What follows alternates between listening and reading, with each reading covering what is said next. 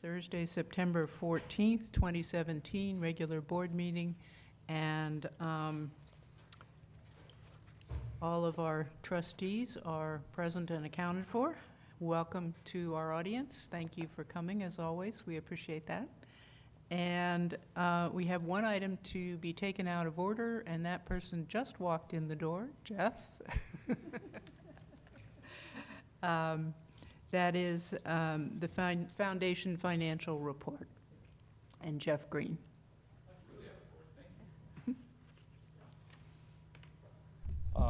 Good afternoon, trustees.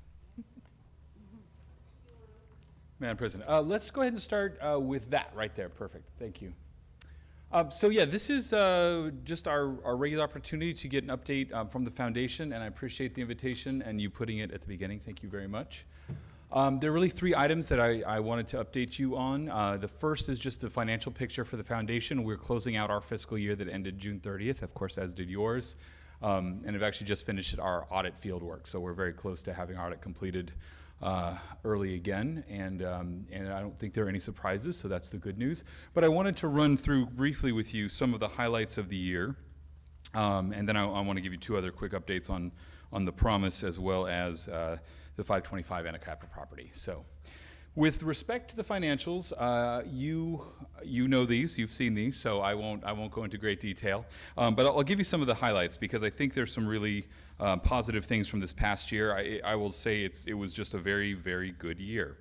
The highlights that I think are probably most relevant for me to mention to you here verbally from the podium are the net income for the year was actually $4.7 million, and so that was a really good year as far as increasing the capacity of the foundation. It was a combination of two things. We had a strong fundraising year of about $5.5 million, and of course with investment markets as they are, that added another $3 million plus to that. On the expenditure side, it was the first year of the promise, which was probably the newest big expenditure for the foundation, and as we assumed it would be, it's about $1.1 million for the year. And those were all raised dollars in the prior 12 months. We also had a little over $1 million in scholarship and book grant distributions and a little over $2 million in program support. So all told, a really strong year. The unrestricted gifts that came in, we're, as you know, we're trying to build that piece of it, and we actually had a record-setting year for that for us of a little over $800,000 in gifts that were unrestricted during the year, thanks to many people in this very room. And then we have a total net assets of about $57 million at this point. So that's a high for the foundation, and it shows a real ongoing trust from the community. And I think that we're building, especially with a few of the better known programs right now, like the Promise and a few other things, a new base, and that's the idea. We do pledge, as we have these last few years, to have this to you in time for your consideration as you do your audit. So you can expect October 1st as our deadline to be completely done with our audit and have our financials signed off on. So I'll take any questions if there's anything there that's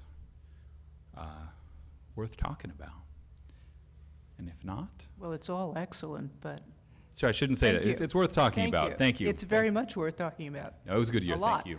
Thank you. Technical question. Yeah, Jonathan. On the long-term investments, it says decreased by 4.8, and then it lists many different numbers and millions. Yes. Do those all add and subtract together into becoming 4.8 million decrease? Yes. Okay. The short answer is yes. What we do is because the financials are fairly complex, as I think you know, we have over 200 endowments now, individual permanently restricted endowments.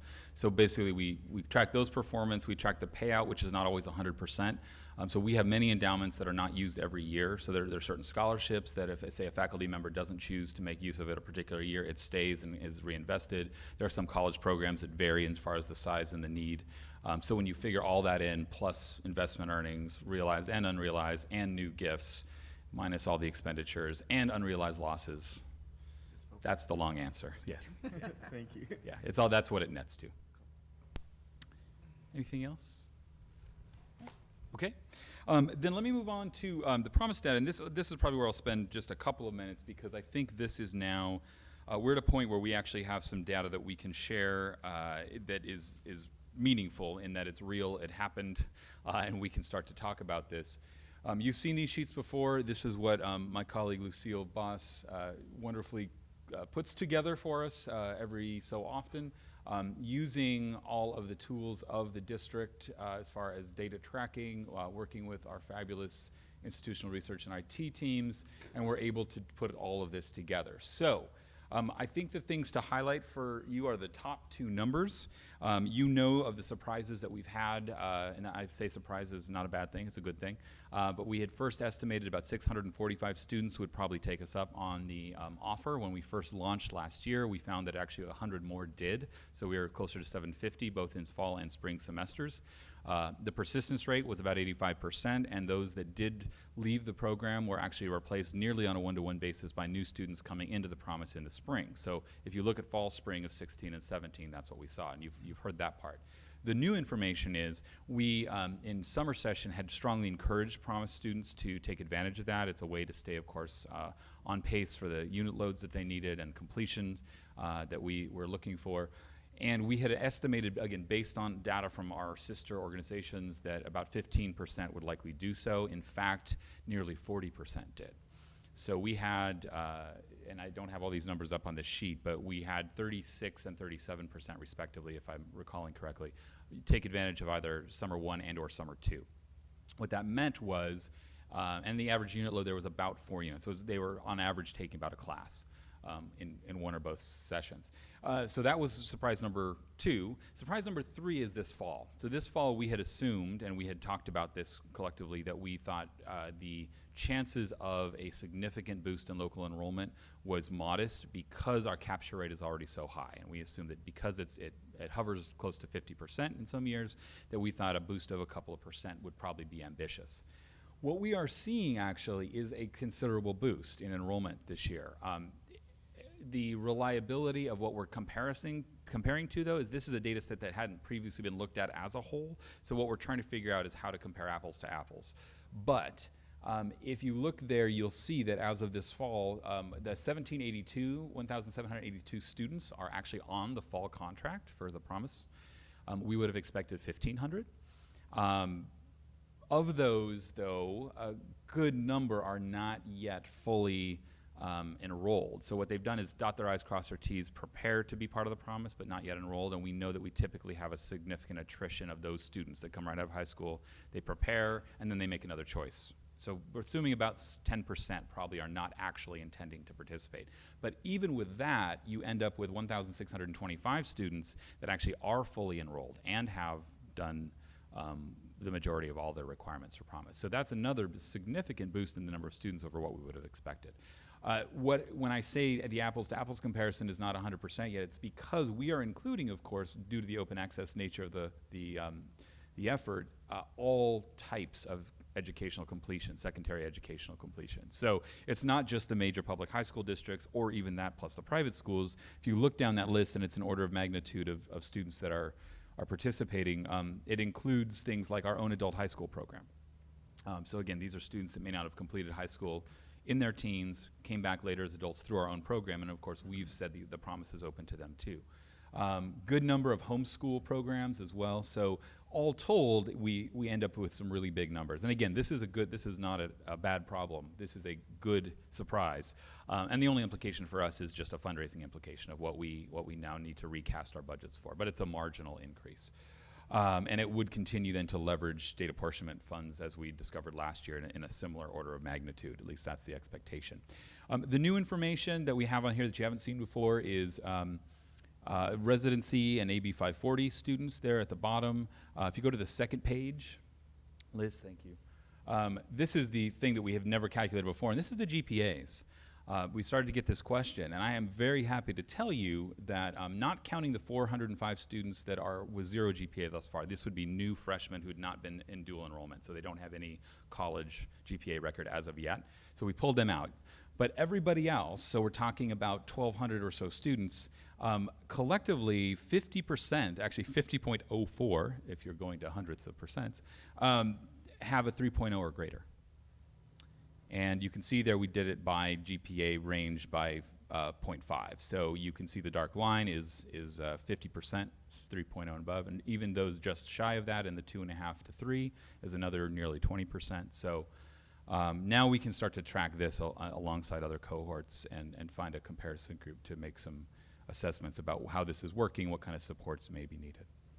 And then finally, you can see the rest is the beginnings of the demographic information that we're collecting. Again, we haven't gotten all of this yet, so I didn't put it up if I wasn't confident in it. But approximately 10% are registered with DSPS, approximately 12% with EOPS programs. And again, that's something, a conversation ongoing. We all know that only about a third of those who qualify are registered with EOPS. So we're talking about ways to connect those students as well. And then at the bottom, you can see the costs. So I'll leave that there. I know that's a big data dump, but that was sort of the most exciting and newest data that we have on the first year's Promise effort. How does the GPA compare to other students? That's the question: is to what cohort should we be comparing? Yeah. So what we're trying to figure out is there another most similar control group, essentially, of recent high school graduates who are not eligible for the Promise, primarily because of geography. We could look at surrounding counties or regions who enroll here, students who graduated there and enroll here, and that's probably what we'll put together for a comparison group, but we don't have that yet. Cool. Thank you. Anything else? No? All right. Then I will be brief from here on. I will show you a picture. That is the end of the report. And it is a picture of 525 Anacapa Street. And there it is. Yay. It has a new sign. That's really all I wanted to say. It is no longer the Paul Mitchell School or the long-defunct Paul Mitchell School. It is, in fact, the SBCC Cosmetology Academy. And it's going to look prettier when we're really all done. But the interior, if you haven't had a chance to yet, as you may know, the Cosmetology Academy moved in July and has been doing their work in there ever since. We are going to take a pause during the winter break and do the remainder of the structural work for our DSA certification. And then we'll be good to go. And we plan on doing some open houses as well at that point. So, so far, so good. Any questions on that? Peter? This transaction resulted in a substantial savings. Do you have a sense of how much? It actually looks like, well, it may be a fairly horizontal move for the college, but the space for the dollar is where the savings is. It's space that wouldn't have been available on the open market had you had to go rent it, and so by working creatively together, we were able to do this. It's effectively a landlord-tenant relationship.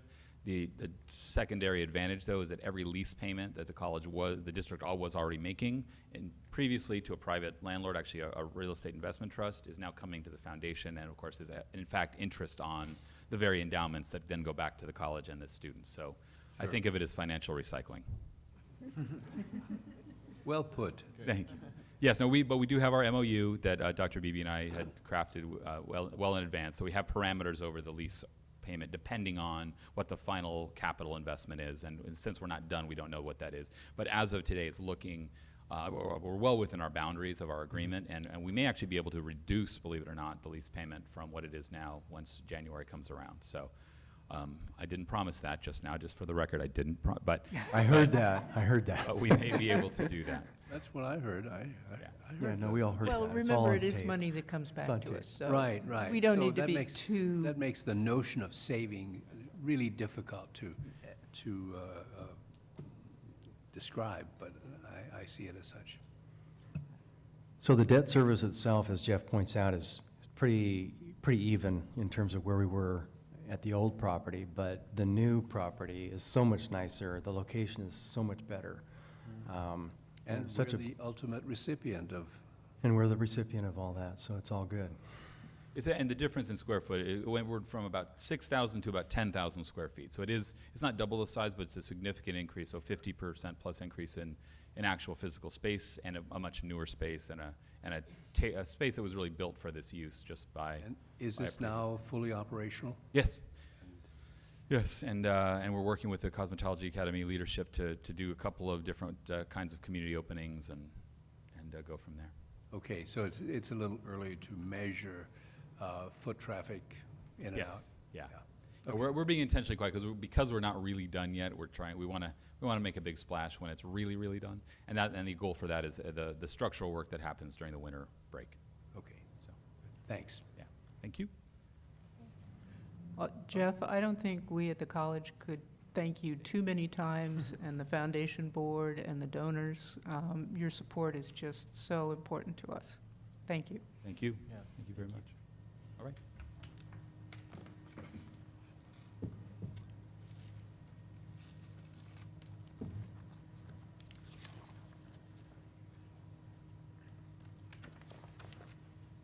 Okay, we're going, next would be recognitions, but I don't think we have any this time. No recognitions.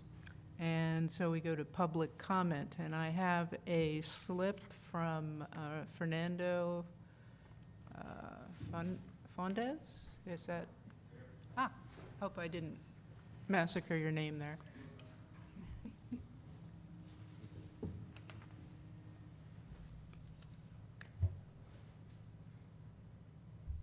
I'm here to give public comment on certain decisions that the SBCC administration is choosing. 3 subjects in particular. Starting, I'm here to oppose the tutor cuts that are happening, or are being proposed. SBCC used to be one of the highest, was the highest public college, not public college, city college available in the country. This is not the case anymore, and this is because of it's due to reasons like this: tutor cuts, general professor cuts, and whatnot. These tutor cuts will lead to a lower quality of education and just studying in this institution. So I plead you to please not go forward with these cuts. Secondly, students recently voted in favor of a $4 fee increase to support ASG funds. ASG has had funding issues in the past, and students supported this with over 70% in the vote, in the referendum, I believe it was. These ASG funds will go to help club activities and help general SBCC activities that would increase diversity and increase general friendliness of the city college, which would be greatly appreciated. And lastly, and definitely most importantly, I've been told that SBCC has been asked to join the lawsuit against the Trump administration because of his DACA decisions. As a member of the Latino community, it breaks my heart to see how my compañeros and compañeras have been recently increasingly criminalized throughout this country with an extremely racist agenda of borderline ethnic cleansing by the Trump administration. This is not going to stop here, and I implore you, as a public institution, stop, oppose these racist and disgusting efforts by the Trump administration. And I just want to be clear for those who don't understand the situation of where we are. DACA reached out to the Latino community and asked us to trust the U.S. government. They asked us to give them our names, our addresses, our school places, our fingerprints, and now this trust has been totally and completely betrayed by the Trump administration. Now that they have a huge database, and every single dreamer that was affected by DACA, it now has a target in the household where they could be deported at any time, because of just as little as not paying a traffic ticket. Again, I implore you, as a public institution, please oppose this racist agenda by the Trump administration and end this disgusting pattern. Thank you. Thank you, Fernando. I think we have 2 other people who want to speak, but both of them are associated with a specific agenda item, so we'll hold those. That takes us to the minutes. And these are the minutes of August 24th, 2017. And do I have a motion to approve the minutes? Craig, motion? Second. Jonathan, second. Any comments, changes, anybody? All in favor? Aye. Opposed? Okay. We have 2 human resources consent agenda items, and I think we could take them together, 5.1 and 5.2. So do I have a motion to approve those 2 items, 5.1 and 5.2? Peter? Second. Craig? Comments, questions? Okay, all in favor? Aye. Aye. Opposed? Next item is 6.1, which is the public hearing on the Faculty Association proposal to the district. And this is an item where we're not taking action as a board or even commenting. It is really for public comment, and we do have someone who wants to make a public comment, which is Cornelia Alsheimer, so she gets to go first. Yes, thank you very much, honorable members of the Board of Trustees, President Croninger, Dr. Beebe. June 30th marked the completion of the first year of the current 2-year contract between the SPCC district and the Faculty Association. This allowed us to reopen the contract on salaries, benefits, and 2 additional items. The FA submitted our initial proposal at one of the last board meetings, and I want to apologize that I did not make it to that very meeting to introduce our proposal at that time. So here I am today. And please allow me to get started with some words of appreciation. The district has already agreed to pass on the 1.56% state COLA increase to all college employees and to cover the increases in health benefits premiums for our 80% plan. I am fully aware that this is not a matter of course, especially in these fiscally challenging times. So I sincerely want to thank you for that. We all know that our enrollment is still declining, and so are our revenues. The budget that you will discuss later today is showing a general fund deficit of $3.2 million in 17-18, and please believe me that the Faculty Association is very well aware that a deficit of such magnitude does not immediately lend itself to the high hope, or maybe not even the remote idea for additional salary increases. However, the FA is also convinced that we always have to be cognizant of where our faculty salaries are heading. Our own most recent study of faculty compensation shows that SPCC faculty have fallen somewhere in the range of 2 to 7.5% behind the median of our comparison colleges. And while the FICMED report, which you will discuss at your meeting tomorrow, uses a different set of colleges and a different set of calculations, it comes to the same conclusion that SPCC full-time faculty salaries are below the average of our peers. And this is not sustainable if we want to attract the best faculty and want our colleges, our colleagues to be able to live in the community in which they work. The level of salaries is also something we have to address. The 2 other items that will be on the agenda for negotiations this fall are banking of TLUs and FA representation on the College Planning Council, or better known as CPC. Currently, faculty can bank up to 15 TLUs, which is just enough to take 1 semester family leave, or can help faculty to cover underloads for approximately 5 semesters.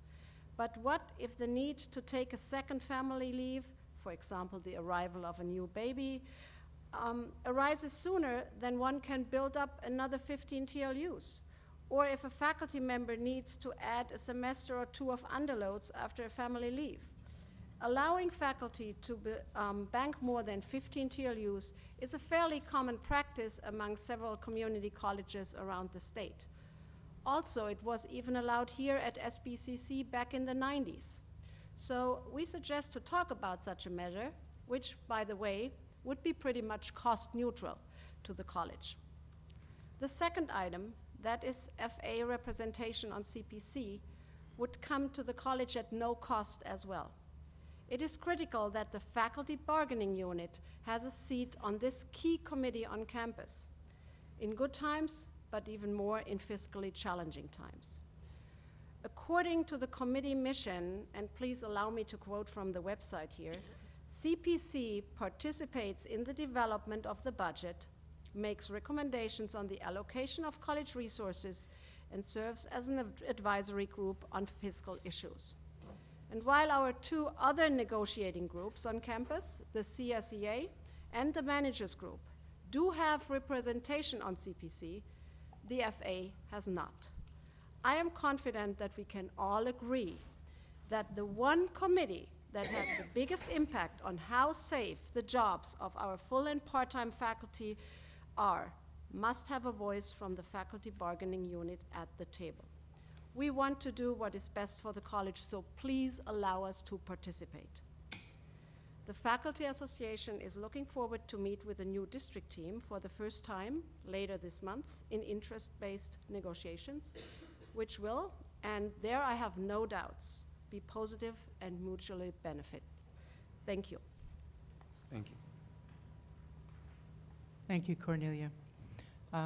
Those are the only comments we have, right, Angie? Okay.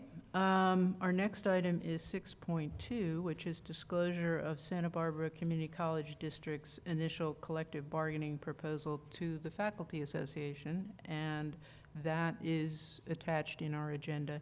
And again, no action by the board is expected or board comment. It's for the purposes of public comment. No, actually, the recommendation is for the board accept. to. Oh, sorry, Angie. Wait a minute here. It's just to accept. It's just to accept it. Oh, yeah, I'm sorry, I should say we're going to accept it, yes. But you don't actually There is no want us to comment. vote or, and no comment, yeah. That's, good point, thank you. So, is anyone object to accepting it? No, I move to accept the initial collective bargaining proposal from I the don't think we Faculty need to Association. vote, do we? Or do you want us, you want us to vote, okay. Second? I do. Everybody wants to second. Mary Ann? All in favor? Aye. Opposed? All right, we've accepted it.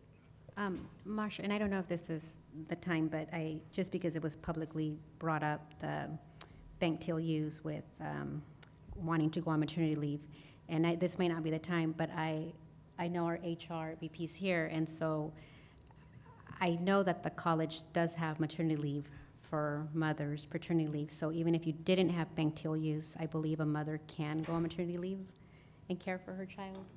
Yes. Okay. So I just FMLA, I wanted, think, I just didn't want that to be, because I know the additional benefit of what was presented there, but I don't know if that was confusing to anyone that that is the only way to care for your child. We have state disability, what is available to everybody else. Yeah. Yeah. We don't have disability. Cornelia, I don't think we can hear from there. So I guess maybe just clarification, what does our, later we can learn what is available to a mother Yeah, or I father think- should they want to later. Yeah, I think we're probably not wanting to get into a big discussion so much as let our teams discuss it. How's that? Yeah, Okay. yeah, so I just, so that Yeah. that's clear Yeah. that Yeah. we do have a package. I mean, I've seen it, I've seen the little paperwork online, but anyway. So noted. Gotcha. Okay, so. All right, now we come to 7.1, which is approval of the final budget, and this is the second hearing on this budget. We have a request to speak from Christian Walk, so is Christian here? Nope. Okay.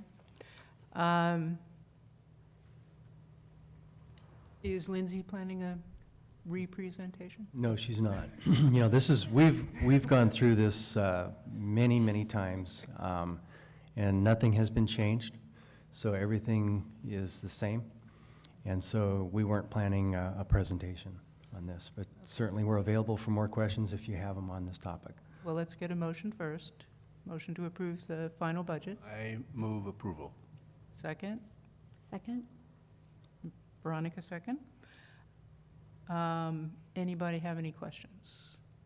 We have been through this, particularly last time. We miss you, Lindsay.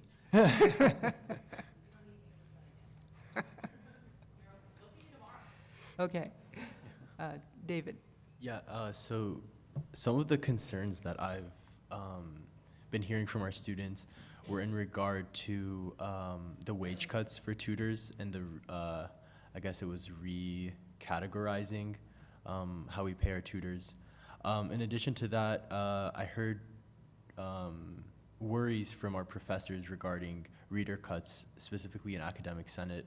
That basically just means that students will get their tests back later because there aren't enough people to actually grade them. There's also a $5 student activity fee. I'm not exactly sure what the ed code is for that, but what it's called specifically. But with that activity sticker, part of those funds go to the Associated Student Government. For the last 3 years, including this semester, we haven't even sat at the table. We've been in a deficit with our general fund for 3 years at least. I don't know if we have the records for before that. Something that Fernando touched on was the need for a $4 increase, which the students voted on overwhelmingly, over 70% actually. And that's just because students really recognize that in order for the student government to operate in an efficient and appropriate manner, we're actually going to need funds to operate. And so these were the main concerns.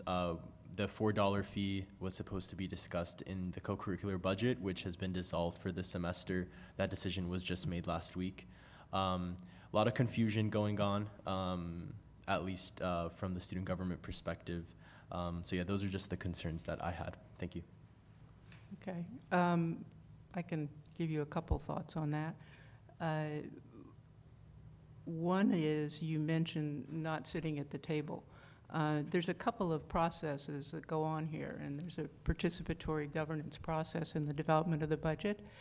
The student representative is a member of CPC, and that's where students sit at the table in the development of the budget. So I think that process is happening. I certainly don't get involved in the details, but from the big picture, that's where it happens. It is not a separate role. It's participating in CPC. On the $4 increase, it was mentioned last year in the reports from the student government, and I think there's a couple of things going on there. As a trustee, we're up here in the policy level issues, and we would expect to see a budget that is, you know, developed through the participatory process and through the business services, which provides incredible work to put it together. And if that budget came to us with a new student fee, I have to say at my level, my question would be, what's the authority for that? The fees that I'm aware of in the Ed Code are either already in effect and they're limited. We don't get to set fees or impose new fees that the legislature doesn't specifically authorize by statute. Tuition is what it is because the legislature sets it. The only fees that I know of that are not currently being implemented are a $2 fee that students could give to the statewide student organization, but that's all, and a fee that I believe the board could add to students for maintenance of campus center only. But there may be another statute out there. The legislature is not known for its great organizational skills in placing statutes in the right place. But that would be my trustee level question. What's the authority for this? Because if there's no statutory authority, it would be illegal for us to appropriate any money for that. We have to look first for that basic civic structure that says the legislature defines who we are and what we can do and whether we can impose a fee or a tax. Just on the sitting at the table, I actually did speak to Anthony and he cleared that up for me, that we did have a student sit on CPC. But the main thing was regarding the $5 activity fee. So every year there's a student sticker that students get to go to football games and things like that. So we weren't at the table for the co-curricular budget, which allocates those $5 to different groups. That was the main concern. We haven't had income in our general fund for quite a while. In regard to the fee increase, it was a tack of $4 onto the already $5 of the student activity fee. That wasn't my proposal. This was just something that came from the previous AS president in consultation with the advisors and whoever else he spoke to. Yeah, so that's just what happened, yeah. Yeah. Well, when you're talking about the nuts and bolts, we're not there as trustees. We look to Anthony and all of the people who work on those issues to sort that out. As a trustee, we're just interested in that the process is in place that fits the policy. So,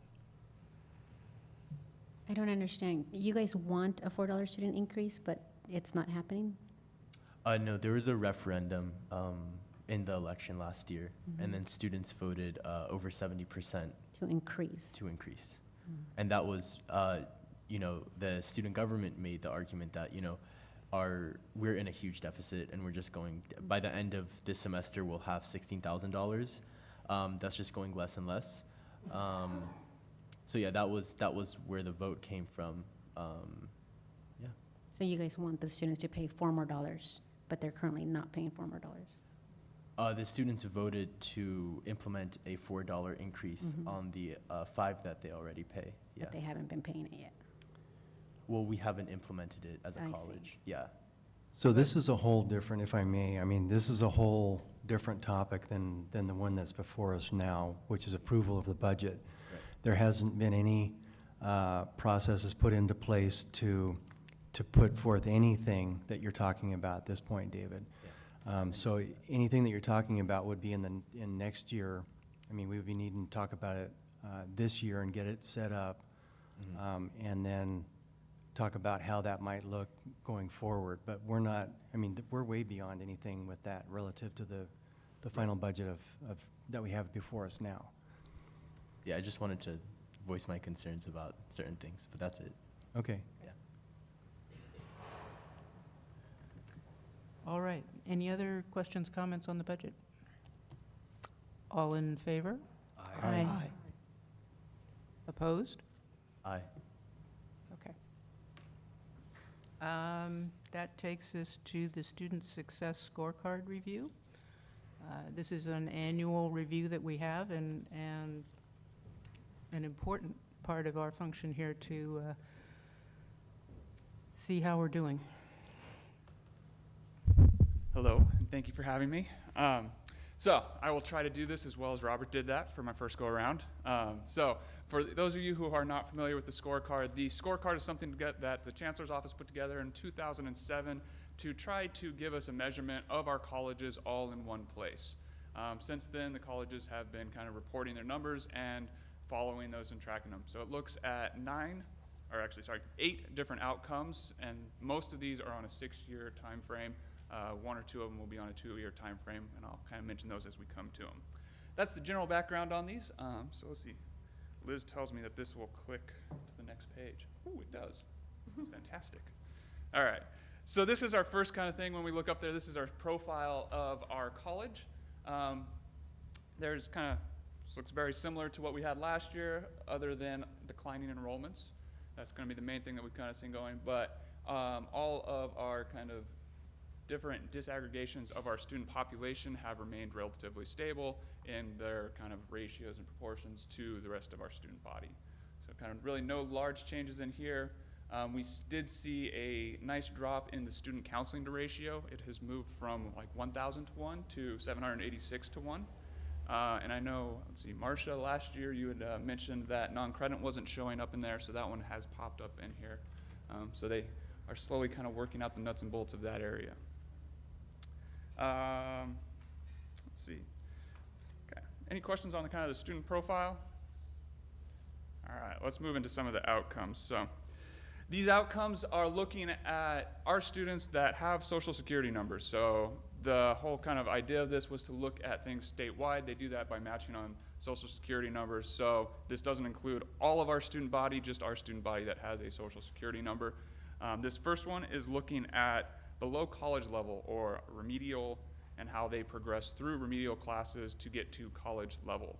So this first one looks at a cohort from 2010-11 and tracks them for 6 years to see if they have completed a college level course in that same discipline. So within math, we're looking at 42.5% of those students who started in below college level math that do complete a college-level math course in 6 years. I know, Peter, you had asked whether you would be happy or not if we looked at a 3-year cohort. Well, you wouldn't be significantly sadder. 3 years is about where we see things kind of level off. I'm guessing that, well, I'm not sure why they picked 6 years, but there's a fair possibility that they picked 6 years because at about that, things stop changing. We really don't pick up anymore. But there isn't a great increase after 3 years. So from about 3 years to 6 years, you see some picking up, especially in students that were in 4 below math, where they kind of are still kind of working through those levels to get up to college level. But 3 years is more or less where most of the students who are going to make it to complete a college level course in that discipline have done so. Let's see.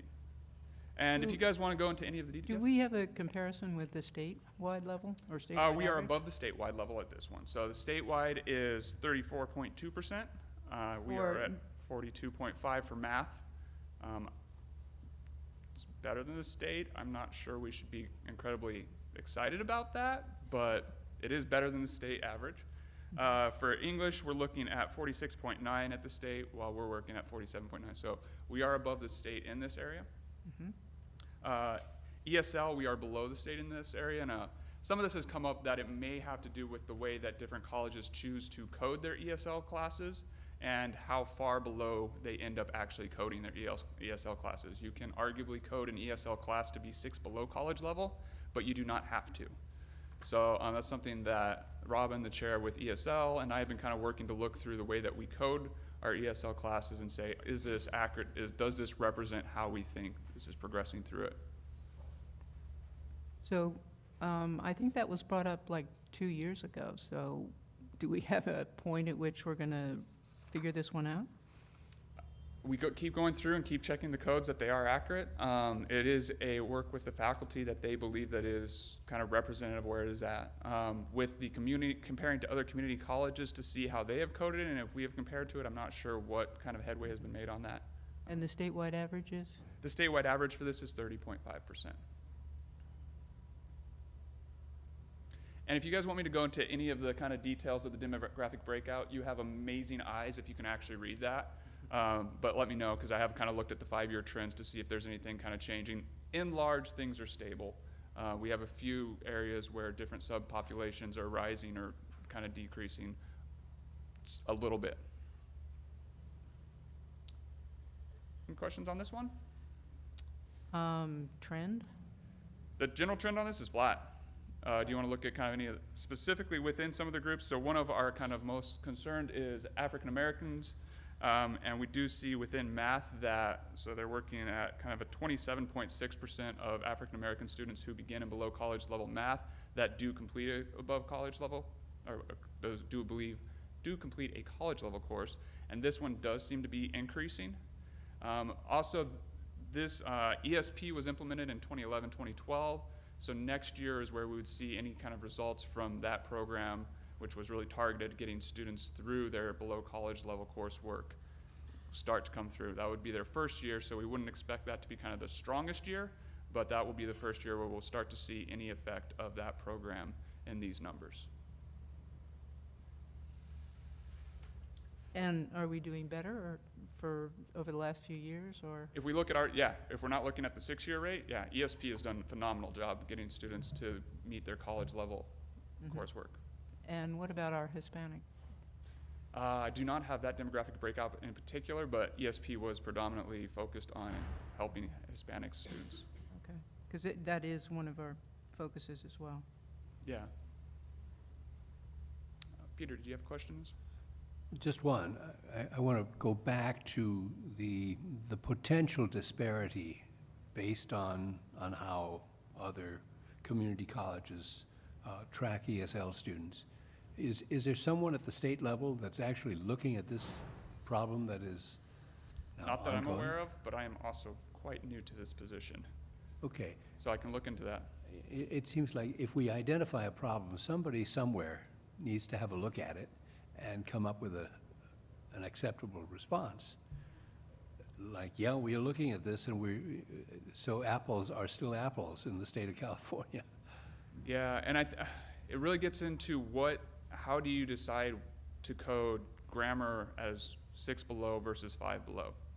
And I don't know what the criteria is for that. That definitely comes down to the faculty and their content knowledge for where they believe it is, as well as the department chair for how they want to structure their department and their course. And I believe that's going to be very kind of dependent on the colleges and their chairs. Have we done an analysis about how much difference that would make?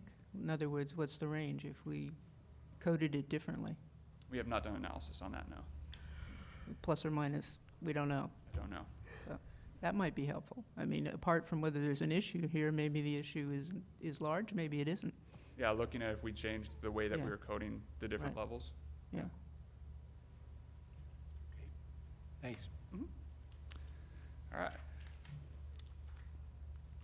So the next one is going to be students who started in a below transfer level class. Oh, did you have a question? Yeah, I did. Oh, sorry. On If you could go back just a little. remedial. Yes. Yeah. Sorry. I recall pretty well about looking at these numbers, last year and the year before. Greg, is your microphone on? Oh, my microphone's on. I guess I just need to get closer to it. I recall looking at these numbers annually for a few years now. And I'm still, and I don't want to get down in the weeds, but it just seems like if we've done something different, I don't expect to really see those effects have any of those changes have any real effect now, because this is over a 6-year period of time. But if we're seeing, if we are making changes and we're seeing some results, I would like a little bit of information on that, like a confirmation that, yeah, we're getting better, or the numbers are changing, or what we could expect. And that I don't think anybody talked about just a minute ago. If they did, it went over my head. Yeah, and within IR, we are working very hard to kind of build out data dashboards and presentations of this information, but we have a lot of work beyond just doing that, kind of meeting our state mandated reporting. So it is a very slow progress, or we haven't made a whole lot of progress. We are making progress, but to kind of build out each one of these dashboards to look at this various things. So we're kind of working from the bottom up, going through assessment, into travel through basic skills, into just essentially kind of replicate all of these, but with the ability to look at different time windows. But there's a lot of work ahead of us before we'll have that done. Thank you. David? So that would maybe include the ability to break it out into ethnicity and age Absolutely. and some of these It other would be factors. disaggregated by all the standard ones, as well as some of the other ones that are not included in here: BOG status, financial aid, disability, all of those kind of things. So pretty much disaggregating it by everything that we can find that would be a meaningful way to disaggregate it, as well as making it more flexible for the time window that we could look at it, so we could get a feeling. And then some more focused analyses at specific cohorts like ESP. And that one we do actually have up and available. If you do want to look at that, just let me know, and I can, you probably have access to it, but I can kind of show you where it is and kind of some of the fun stuff to click through on there, so you can see some of the really tremendous results that they've had. Yeah, I just wanted to piggyback off of Greg's question. At the trustee workshop that I attended, one of the speakers, the president of Compton College, said that after over $1 billion of investment by the California State Legislature, the completion rate has remained the same, around 45 or something %. Which completion rate? The completion rate for students from, or transfer rate for students Kind from. of like degrees and transfers? Yeah. Okay. And an equity workshop that President Beebe sent me to go to, I took back something very, very important, which was this concept of empathy. One of the speakers said that, sometimes no matter how we change how we teach or what we teach, there is this basic fundamental issue, which is that some students just don't feel welcome, or some students don't feel like there's a purpose in what they're doing. It's a little bit unorthodox, I guess you could say, to have this kind of perspective, but maybe that is something that we could talk about. It was a pretty interesting presentation that she gave, and it really hit with me, because some students don't feel like they can speak up in class because they're too stupid, or things like that. so in terms of fundamentally maybe redefining how we move forward, that's something that we could take into consideration. Anything else on the remedial? All right. So this next one is looking at transfer level. So similar to the remedial, this is looking at students who started in a below transfer level class and have made it to complete a transfer level class in that same discipline. So in this area, we are actually a bit below the state averages on this. So for the college prepared persistent, oh wait, I went way ahead. My bad. We're looking at persistence, not transfer. Sorry. Back to transfer. So in this one, we are above state levels. So this is looking at, within math, those who started below a transfer level math class and completed transfer level math class in 1 year, as well as those who complete it within 2 years. So we're looking at, if we're looking at just the math, 1 year, 23.5% of those students who started in a below transfer level math class who then completed a transfer level math class within 1 year. This jumps to 41.8% if you expand that window out to be 2 years. And things are a bit better in English, where it's a 53.1% for a 1 year transfer achievement and a 69.8% for a 2 year. I may be looking at the wrong chart, but I thought I was looking at exactly what you're looking at. The first line of which, dealing with female students, says 22.8. Are we looking at the same chart? Yes. Yeah. Okay. Yes. So it's 22.8% of female students completed their transfer level math in 1 year. In 1 year. That started below transfer level. 40.8 did it in 2 years. Yes. Okay. Yes. All right. Then I'm with you. Sweet. All right. Let's see. Yeah. Any questions? Want me to dig into any of the disaggregation? All right.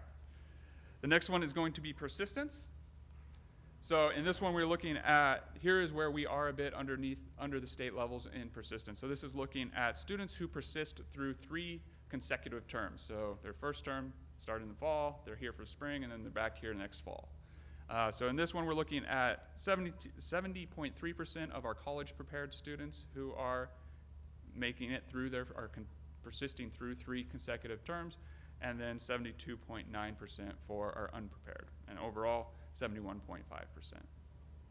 Again, these are about as flat as you can be. There is some variation, but not enough to say that there's a trend in any particular direction.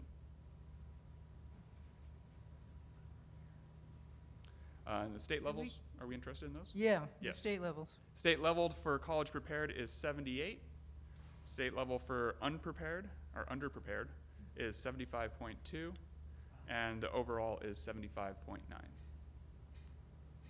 Do we have a sense of why we have persistence issues? That gets into the complex issues of why students come and go. Part of it can be the difficulty of finding housing in Santa Barbara for a number of years. Part of it might just be they're here for a year, they enjoy it, and then they move off to another one. I do not have a clear idea of why or why not. Could it Ray? also, I'm sorry. I'm sorry. I was wondering if, I'm sorry.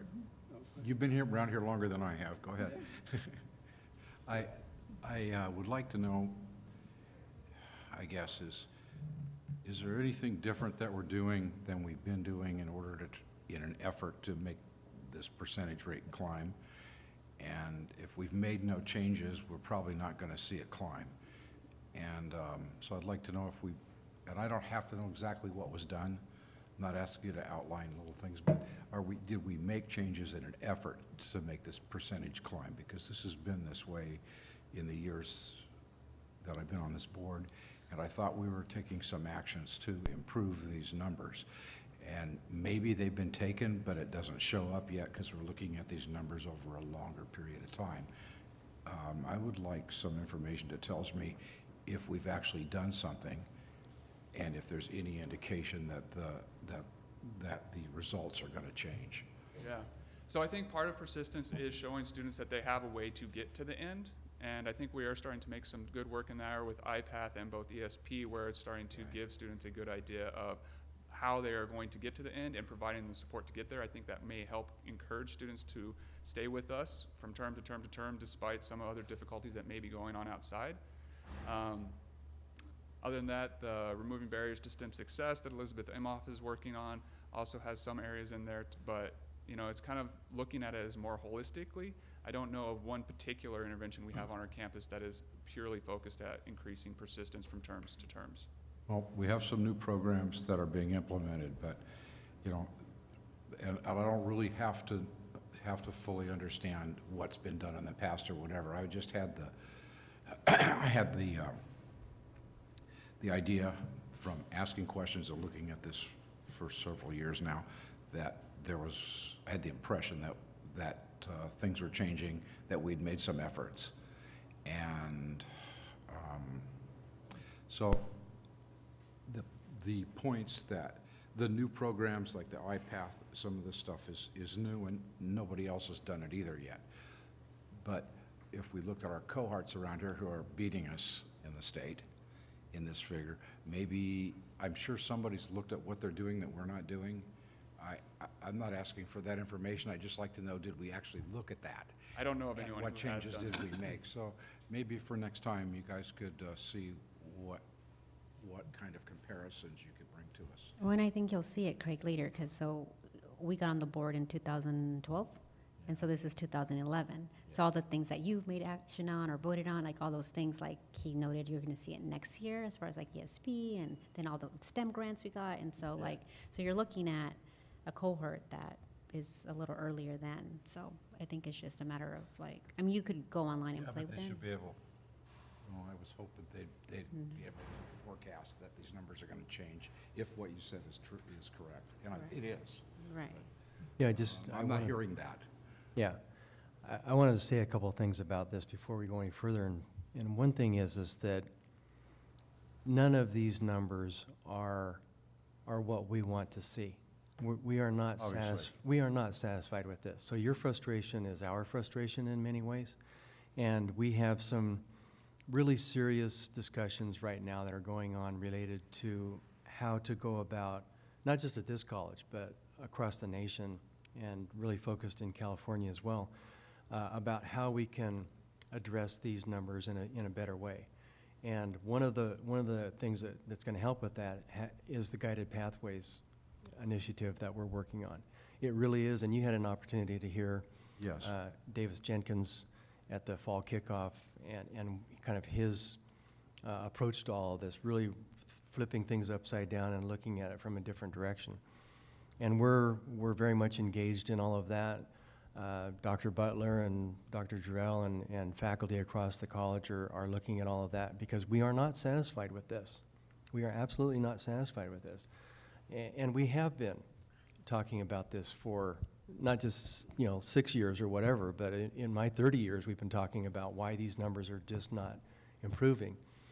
Dr. Haslam, you've been probably talking about this longer than that when you were teaching and such. So I mean, this can't continue like this. We're all frustrated and want to figure out how we can do better. And I do believe that we're on the right track in terms of being able to come up with some different ideas to be able to do that. So, I think in some ways what Z's presenting here is kind of a baseline. I mean, I'd like to look at it as a baseline, and then in the next 3 years, we're going to see some significant changes when we start implementing the Guided Pathways. So I think that's kind of what we have to do right now, is look at this as kind of a baseline. Yeah, and then within my office, we are working to try to get something that's a little bit quicker than a 6-year turnaround. But Yeah. it is a work in progress. It's not done. Yeah, I was just going to say, your dashboard that you described would allow us to see less than 6 years, and maybe we will see some of those changes a little faster. Yeah. And at least with the Dr. B, oh, sorry, go ahead. No, you go. At least with the cohort of the Promise students, I mean, they are working with West Ed, and so that's another support to our institutional research that you may be able to see something sooner, at least for one cohort of, and that demographic is a lot of the demographic that is of concern at the higher level here. Yep, good point. Z, I do have one question for you on persistence. The prepared students at 70.3, the underprepared at 72.9. was That question surprised. comes up, you know, I mean, what's up with that? Do you have any I have no explanation hypothesis? for that. Okay. Honestly, to say that that is something that is, there's actually a causal mechanism going on behind that, I'd want to see that being consistent in a longer term. They kind of bounce around each other over the last 5 years, so it's It just happened to bounce chance that way. kind of Yeah. variation. It's always odd. I've seen that before and I never could quite figure it out. Yeah, yeah, a lot of this is kind of 1 to 2, 3% things. If you don't see that steadily across 5 years, it's difficult to say that that's more than just chances, differences in the cohorts as they're coming through. Just noise, yeah, okay. David? So I feel like coming to school, like we all students have a path. So we come to school and we envision a path, we choose a major, and it's kind of beginning to end and we see the whole thing. To not go ahead with that means that something got in the way of that path, in a sense. I was sitting in the club room and there were a few students there, and I overheard one of them saying that she dropped out. You know, students asked her, you know, where have you been in class? And she just said, I dropped out. She didn't look too happy, but when her friends asked her why, she said personal stuff. So we obviously can't save the world. We can't solve the problem of poverty. We can't solve many fundamental issues that are greater than the district level. Of course not. But I think the question for us is, how do we minimize those external factors? One of the ways we're doing that is a food bank. I think, and this is just an idea, is that maybe it also comes down to creating maybe a more intensified culture on campus. We do have a great campus culture, of course, but some don't feel that. And I think recognizing that and maybe trying to figure out solutions to that is probably the most efficient way, I think, to go forward. Thanks for that, David. I have a question. Have we just ever asked these people why they don't finish? Like, get just data on that 30% of people who don't finish and figure out, especially not even the 30%, at least the 8% or 5% gap we have with the average. Like, just identify those people and reach out to them and say, why don't you finish? And then adjust ourselves based on their answers. Like, if everyone's telling us didn't finish because I couldn't afford going, that's completely different than didn't finish because I was demotivated because I got slammed in remedial classes and didn't see a way out. Like, I think that's something to know. In 2015, Jack Friedlander worked with an outside contractor to kind of identify a lot of our students, or some of our students that had left, reach out to them, and then they did a pretty intensive focus group. I think the end population was about 30 of the students who had kind of stopped coming to SBCC. And there was a general kind of, a lot of them were our part-time students, and the general kind of theme of it, I really want to go back and look at the report again, but was that feelings of not being supported on campus, feeling like they did not belong, feeling like they didn't fit in. But if you'd like, I can make that report available to you. That'd be amazing. Yeah, because I mean, that was some ed policies a long time ago, and Jack talked about this, and that's one thing we addressed, but we never saw it. I don't know why. And I remember Jack just last year saying, hey, remember, he really wanted, anyway, life at the college happened. But I know at ed policies, he told us about it, and he was very excited about it. Yeah, we never got any feedback. But that would be good for us to see, because there were some themes, and at least it wasn't everybody that ever came here and left, but at least it was people that were within our district that you could at least somehow, somebody knows somebody that knows something, and especially with our nonprofit and other LEA partnerships that we have, local We can education follow up with agencies. that. We can And on that Please, report, thank you. yeah, on that report, it's good to keep in mind that the sample size was 20 to 30. It was Right. qualitative, so it was really explorative, and it really needs to be followed up with something that's a bit more in-depth with sampling to get a representative sample of that population that we're interested in. Yeah, I mean, there's different results also as you look down the age and ethnicity, so that's Yeah. something to be thinking about. Yeah, one of the most consistent trends is that the older you get, the more difficult it is to make it through all of these. So if you look across every one of these, you see a sliding bars where 20 and under 20 does better than 20 to 24, 20 to 24 does better than 25 to 39, and 25 to 39 does better than 40. And this is on just about every one of these outcomes except for one. And I'll point that one out because it's pretty awesome. Oh wait, this is the one. Yeah. Yeah, this is the one. Yeah, persistent. for overall, they're 5% over their group mean, which is awesome. They are persistent. All right. Once you get over 40, you're persistent. Yeah. Good. All right, are we ready to go on to the next one? Yeah. Okay. All right, so 30 units. So the number of students who make it to 30 units tracked from 2010 to 11 through 2015-16, so that same 6-year window.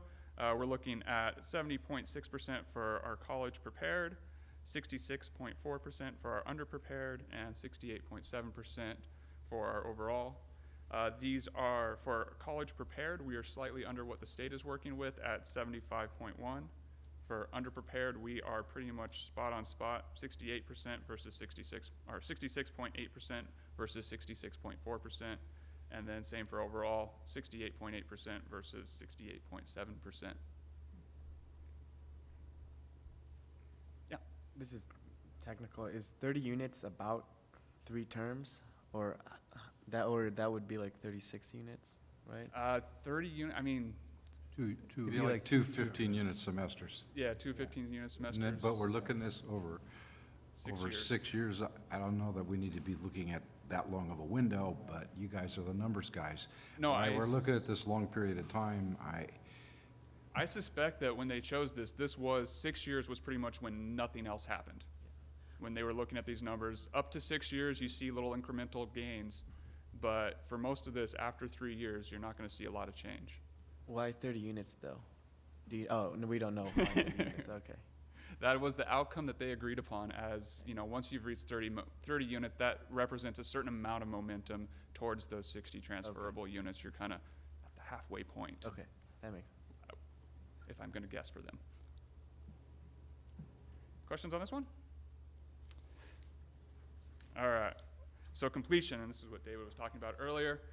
So for our college prepared, we have 75.8% of students who make it to either transfer prepared, that's 60 units, GPA of 2.0 or greater, completed college level math and English, either that or received an AA, transferred to a 4-year university. I think those are all the outcomes that it comes for. So for college prepared, 75.8%. That is higher than the state average at 70.6%. For underprepared, we are at 44.9%, and this really starts to, I think this highlights a lot of the focus that we've heard around the state and the chancellor's office with working with our underprepared students and students who are placed in below college level coursework. The state level is 40.8, so we are doing 4% higher than the state, but that's really not much condolences.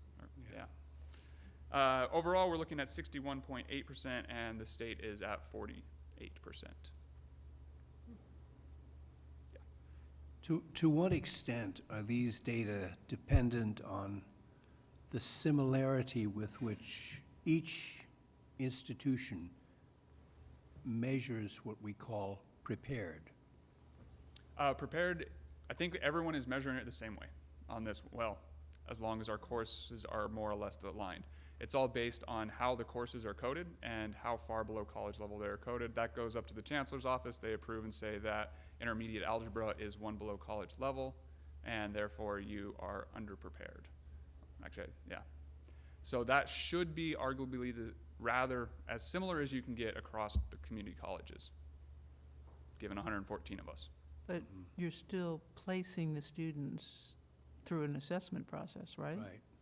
So that gets to your question. Well, yeah, it depends on the assessment process adopted by each institution. That becomes the dependent variable Yeah. in making sense of any of this. Right. Yeah, and there's a lot of work. Assessment is complicated for sure, and there's a lot of work to keep improving that. So, because the MMAP thing that's been going around, that is kind of the newest area to try to look at, rather than just one high stakes test, to try to take into consideration some of their high school performance to say, okay, you did pretty well in high school in this area, we should consider that rather than this one-time test. But yeah, each college has their own assessment system, and but how much that's going to really I'm just affect. trying to understand what I can trust here. And if the dependent variable really is how we determine how a student is prepared, then none of these data really matter. Would that be accurate? Yeah. So in a theoretical land where a college decides that all of their placement tests end up putting students at prepared or above, Yeah. as far as I know, there's no checks and balances to make that not happen. You Well, would set, the- I imagine that your faculty would rise up in some small rebellion when they had a whole lot of their students coming into what they thought was college level algebra, but are still at, intermediate or below intermediate level algebra. That might be one kind of check that, the faculty within each institutions. Right, I see the possibility of developing some checks, but at the moment, I don't know that we have Well, any. there are combined numbers, all categories, prepared and unprepared. So presumably, the assessment test doesn't change that. For the Would that be overall? correct? Yeah, Yeah, if the we're looking at overall overall. combined number. Yeah. Okay. Yeah, okay, that's fair. Did you say if our overall was lower or higher than the state? We're higher. The state overall is 48%. Oh, okay. Yay. Not bad. I'll tell you one thing, though, if you stop and think, as he was pointing out earlier, when we go back to where the folks that are placed at less than college level, 42.5% are in remedial math, or that it takes 6 years to get into a college level course, 42.5% of those folks are finally getting into college level after 6 years, right? And then, now that they're at college level, they persist and continue on, and 44.9% of those actually complete. Those people deserve some kind of a gold medal. Yeah. I mean, It is they're- amazing persistence. that is amazing persistence right there. I mean, that in itself tells me that something needs to be done in terms of intervention or restructure Yeah. or whatever. I mean, that's just. Is this at all unbelievable. related to the number of units attempted in terms of, or over the 6 years? No, it's related to where we make them start. It's related to that entrance examination Right. that I have found to be full of flaws and mistakes from a lot of students, and myself personally. Not looking at what courses they took, like in high school, and how they performed, just looking at one test. So somebody had a bad day. It's not, The high so stakes test, these, right. the data gets skewed, and then, when we look at it in this way, and then you have other states trying to figure out what to do about it, like what Florida did, so districts, Minneapolis comes to mind. It's like throwing out the remedial classes. Put everybody on the same playing field and give those that you think need help, offer it to them. I don't know how that's working out yet, and since they only started this in some places like a year ago, it's really too soon to assess the data. But there's a lot of change coming around here. That's why I'm so interested in these numbers and what you're doing with them. And I want to be able to compare this data, with previous data. And I guess if I survive on the board long enough, I may, another year or two or so, I may go past that 6-year mark, and I might be able to actually see something that I saw when it started. The frustration, I'm sorry if it comes through, but I think from all of us, we're sitting here because we care, not because this is a money-making job. Oh, a 6-year window is very difficult to deal with. A result. Can't tell if you're doing anything right. I just know, what I really kind of want to ask is, if we're doing something different, then I want to know that. You guys are the experts on what you do differently, not me. But to do nothing is just going, well, we're not going to improve. Yeah. So I want to know what are we doing, and are we continuing to be innovative? But if you have to wait 6 years to see if you were right or wrong, that's scary. Yep, and I mean, my office is working on it as hard as we can. First we got to meet our state mandated reporting, then we got to meet, and then above and beyond that, we can work on things that I think are really more meaningful to us.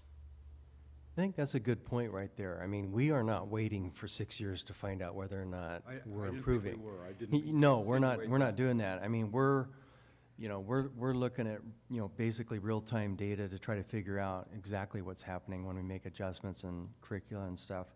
So no, it's not, this is what we're reporting to the state. We want you to be aware of what we're reporting to the state, but this is not all of the data analysis, obviously, that we're doing. It's not. No, way not. Rock, scissors, paper. Not only is it 6 years, but also during those 6 years, research is being conducted daily, hourly, and we're getting a lot more research on these issues. So about the time we'll figure out what the data means, we will perhaps have some studies that are strong enough that we can try what they have found. Yeah, and that's actually kind of the outgrowth of the MMAP program, is really the RP Right. group had the resources to kind of pilot it at Long Beach, saw very promising results, and then they have worked avidly to help push that out to the community colleges that are interested in trying that out, which we are one. David. I'm sorry if I'm persistent on this issue, but you know, I feel like when we have a student in a classroom, that's kind of the bait. Especially students who come from families that are less well off, that's the bait in a sense. We're bringing them in so that they can get an education and rise above that, and that's a good thing. So I think the question is, how do we keep those students inside the classroom? And a lot of what I've noticed, and this is also just coming from personal experience, my second semester of my first year, I dropped the only 2 classes I had. The reason for that was because I didn't personally see a purpose for what I was doing. There wasn't really a direction. It was kind of just like, oh, like it's this and this and this, and it's all, you know, scrambled. I don't really know like how it comes together. So I think maybe something that we could explore is the classroom attitude and environment. Maybe even the style of how professors teach. Is that something that brings in students and makes students feel welcome?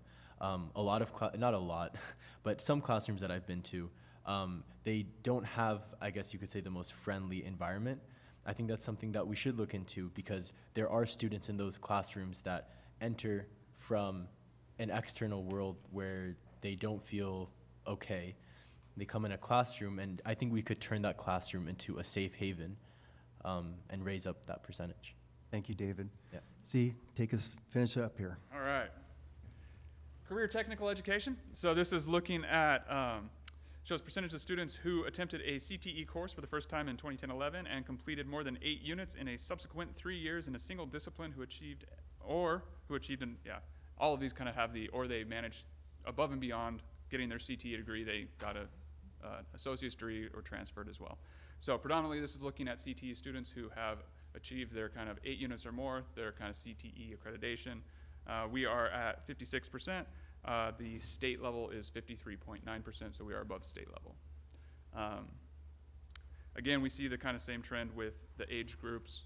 So 20 doing the best, 40 or older kind of doing not as bad, and that kind of consistent step down effect. Questions, thoughts? Do you think the older people are just going for the one class and then not finishing the whole certificate because they just wanted the information from one class, and that lowers our rate? Yeah, it's unclear. I mean, some of it might be they get through a lot of the kind of coursework, they get what they need out of it, and they go back to the job, and they don't ever actually kind of file the paperwork. Yeah. But yeah, it could also be, they're here for 1 or 2 classes, and they get what they need, and they move on. This is one of the areas where we have the largest kind of 40 and over population. Keep going. Okay. All right, skill builders. So this one was introduced last year. So this is the second year of this one. It is up to 18.2% of a median increase. So looks at students paid before they came in and took some skill building classes, and then their median pay after skill building classes. Ours showed an increase of 18.2% in their median pay after taking skills builder classes, with the largest gains in cosmetology and barbery, as well as emergency medical services. And the last one, career development and college preparation for non-credit. So this is looking at enhanced non-credit that was designed to kind of get students from non-credit into credit and then on through to a degree. We are at 10.4%. The state level is 13.8%. And that is all I have. Thank you, Z. Appreciate it. Thank you. Thank you.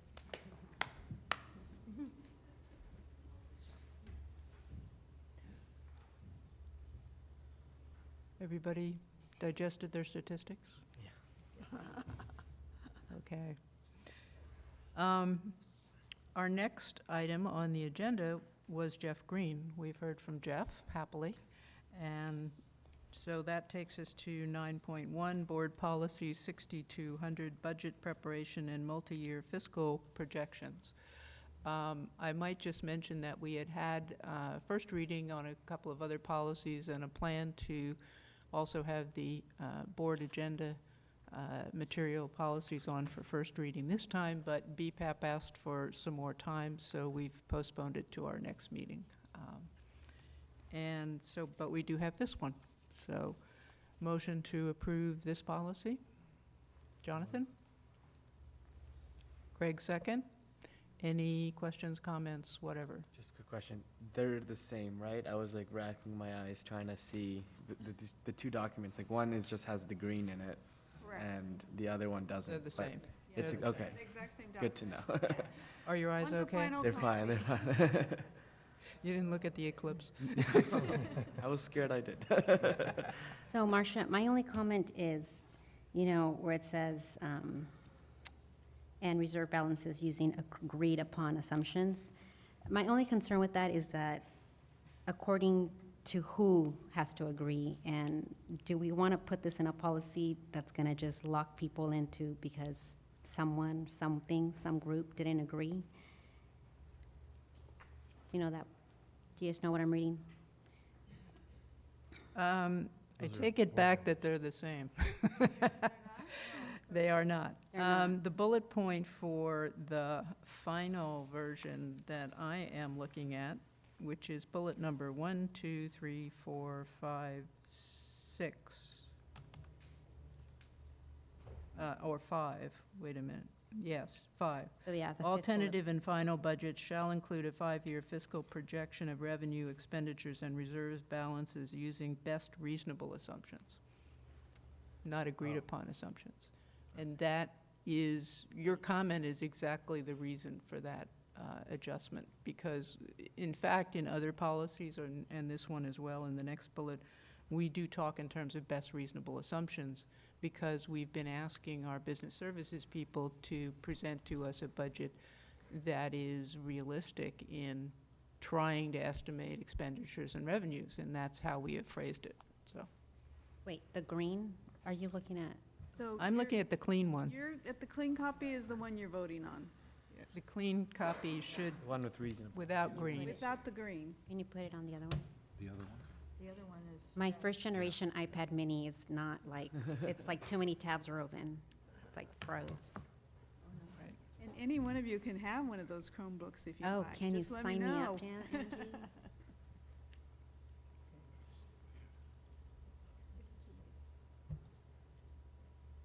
If it's different, I'd be surprised, 'cause Oh, I see, using best reasonable, not agreed upon. Oh, it's Yeah. up there. Yeah, Yeah. okay, I was gonna say, that sounded so bureaucratic, like, some, No, like. that is exactly why the change was, because you agreed upon by who, so, and how, and all of that. So it's best reasonable, which is meant to be much more of an objective standard, you know. Okay, now I remember, we talked about this at really long meeting when it was like 7 PM. Any other questions, comments? All in favor? Aye. Aye. Opposed? So we have a new policy, which we've been working on since February, and we're happy to be done on that one. Sentence. Okay, back to the agenda. Our next item is 9.2, amicus brief in sanctuary jurisdictions case. And this came up as a result of a, I don't know, It was a letter? request by the Chancellor's Request by the office to Chancellor. invite us to join an amicus brief. Right. And the amicus brief, just for people who are not familiar with that, is a situation where you're not necessarily directly implicated in any way. You're not a plaintiff, you're not a defendant. And in fact, apparently in this case, the federal government is taking the position that educational institutions are not affected by this particular argument. And the amicus brief is put forth as even though I'm not a plaintiff or defendant, I would like to tell you what I think kind of argument.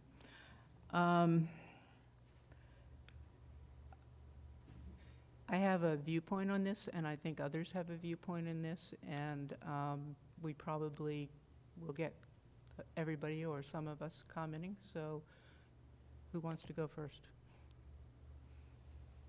Jonathan? Yeah, I think us joining onto this amicus, I've been always called it amicus, I guess. I learned it wrong in high school. It's Latin, no one knows. No one knows.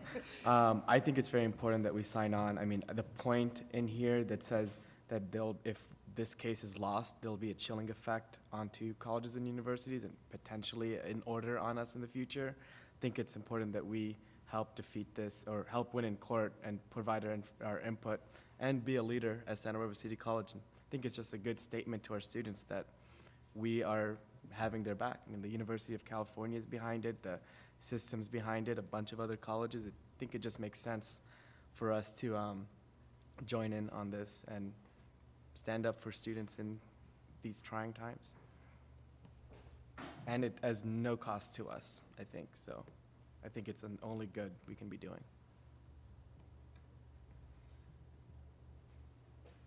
Other comments, folks?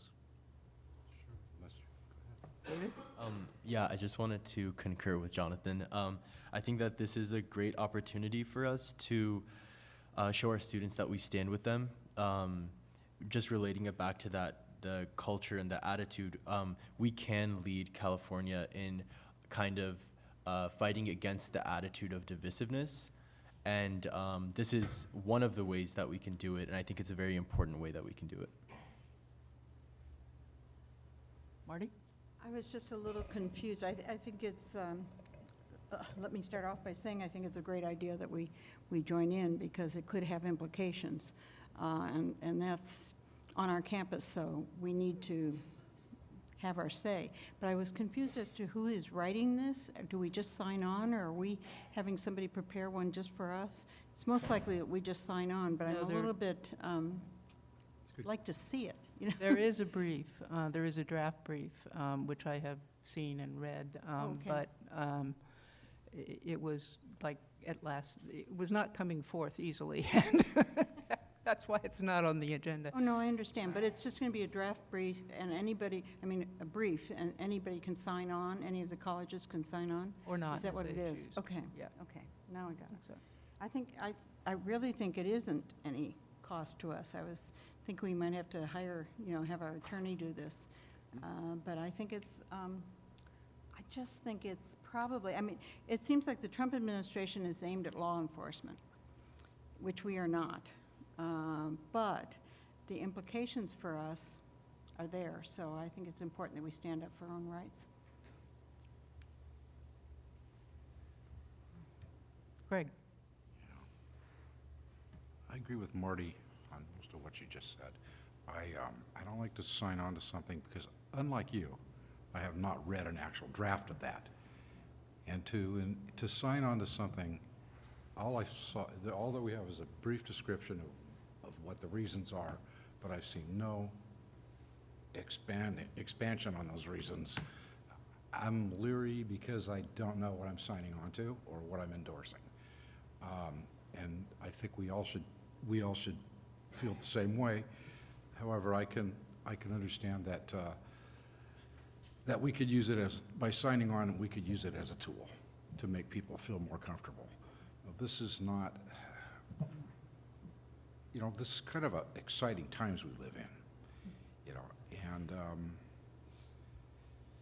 maybe some people obviously feel threatened and are really worried, and maybe they should and maybe they shouldn't.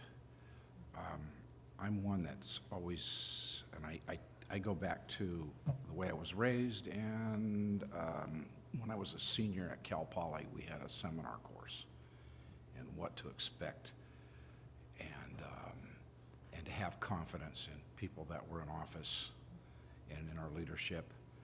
And we've had a lot of things not going too smooth, things done wrong, or not done permanently, or things that need to be changed that aren't changed, and so we go around. I think we're living in some really unusual times. It's a little scary, yeah, but you gotta have a little faith, because, you know, we've been kicking cans down the road for decades, and it's sort of like, okay, we can't kick it any further. And, you know, I'll sign on to this thing if everybody really wants to, but I'm really leery about not seeing any of that verbiage. And we don't have a whole long window here to do Yeah, this thing. that's- I don't mind doing this. I don't see an immediate threat from it, but because I don't perceive it, doesn't mean that I'm right. But you know, I could see how anything can, you guys, some of you are attorneys, you could see how anything can be argued. And so I will have some confidence and some faith in what you guys perceive. And there's other people that are writing this and already signed on. I don't get to see the verbiage. I don't, That's about it. That's all I really wanted to say, is it's just, there's no actual verbiage there or an outline of the verbiage. There's like a sentence. I'm going, okay, that might mean one thing to one set of things to somebody, you know, and then somebody else, it means something else to them. I don't know what they're gonna say. I'm sympathetic to your concern, because actually it's sort of at the heart of my feeling conflicted about this. I have read it, and I was not happy with it, for the reasons that I thought perhaps it was rushed, whatever, but I thought that it was not of a quality that should be put out for these sorts of issues, that the arguments were not convincing to me. They were good prose, but if you're talking about the issues that are being considered, they didn't seem to me to really further the court's decision, and that I thought a much better job could be done, hopefully, if we were front and center in anything, which I hope that we never are. So, you know, while I feel strongly that we should be supportive of our institution and our situation in this and our students, I read it and was disappointed. I felt like it was not doing what it needed to do. Thank you. So, Just a question and a comment. Question is, why can't we see the brief? well, there was a timing issue. When lawyers write briefs, they generally finish them about 5 minutes before they have to be filed. And although this one has a draft, I actually don't even know if that's the final draft, because Yeah, I don't know. circulating something like that, I mean, that's the thing about lawyer work. You have a drop-dead deadline. You miss it, you're out of court. But you need that whole amount of time to get it done, and so rarely is it available to look at, so. So just a follow-up question. Could we see the draft? I think now we probably could, but we have a timing problem. And I guess, well, hang on a second.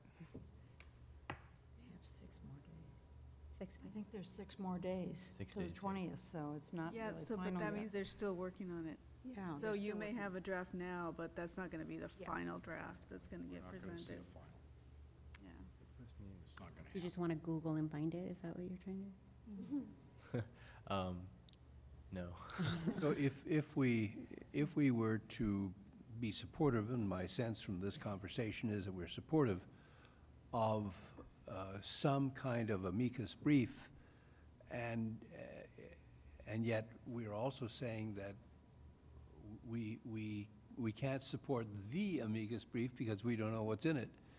Could we say the former, say that we are supportive in general principle of an amicus presentation that would oppose the current administration's position vis-à-vis DACA?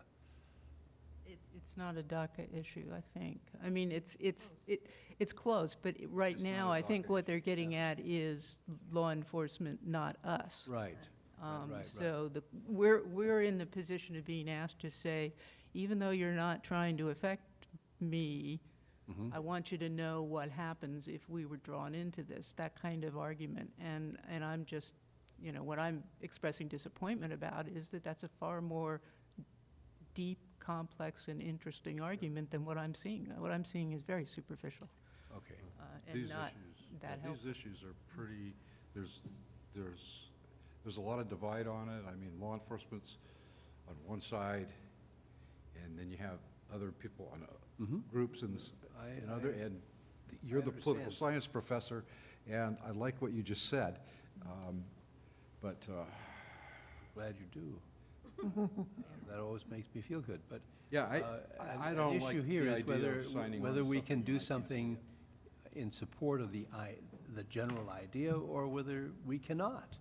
I think we already made a public statement on our support. We passed the Student Success Support for All Students resolution in January. I mean, I think, Jonathan, that does tell our students we have their back. We passed a resolution. Those are powerful statements coming. This is just another form of a resolution.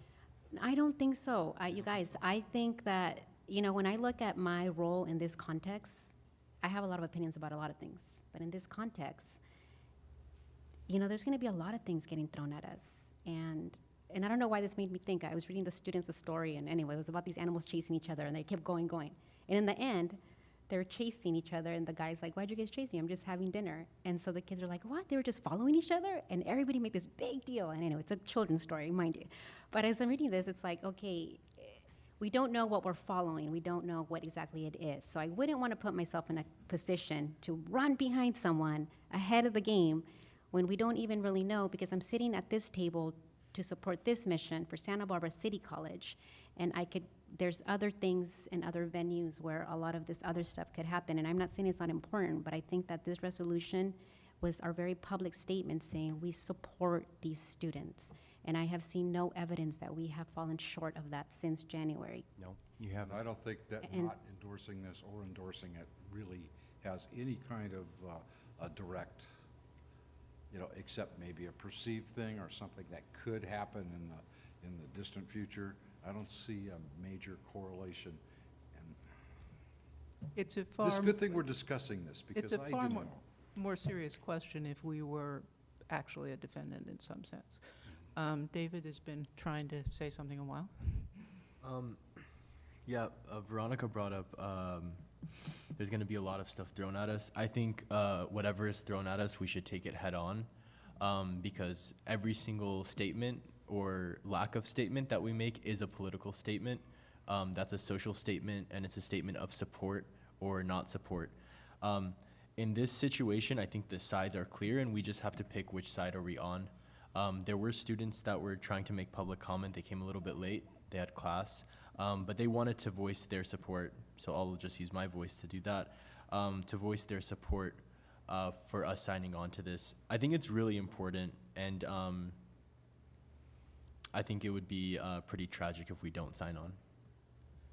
I would mention also there will be other opportunities. Mary Ann? That's what I was going to ask you, was the timing. This kind of thing, timing really matters. And if you don't sign on and something happens before you meet again, then, we're sort of hanging there in terms of our peer institutions.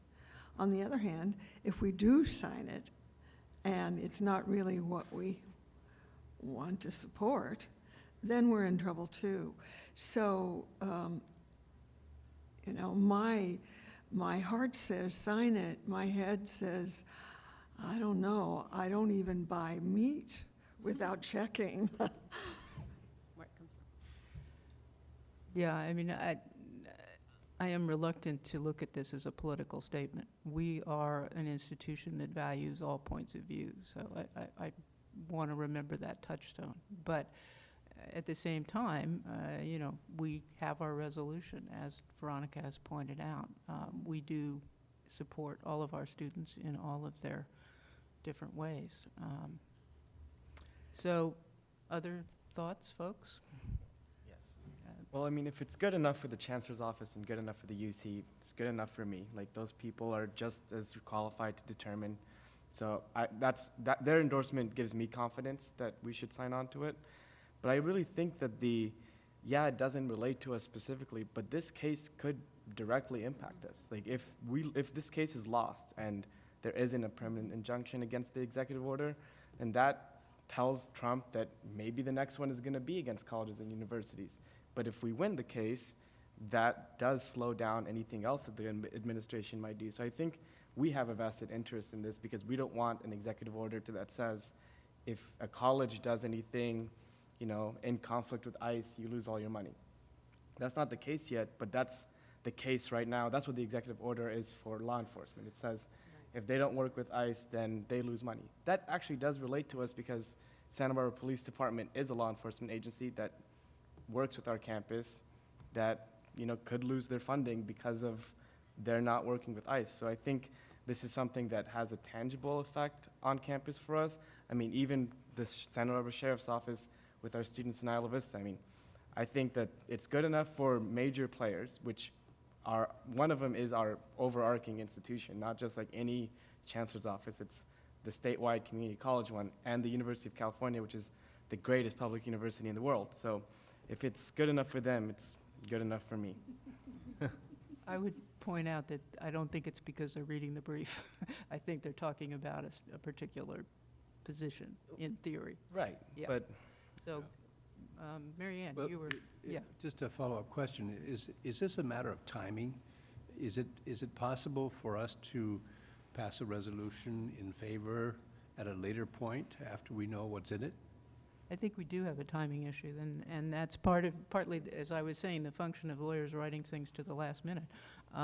Their last minute is to file this with whatever list they Right, have of people right. who have signed But on. in terms of a public And- statement, if we choose to support an amicus brief that's presented, we can do so later, couldn't we?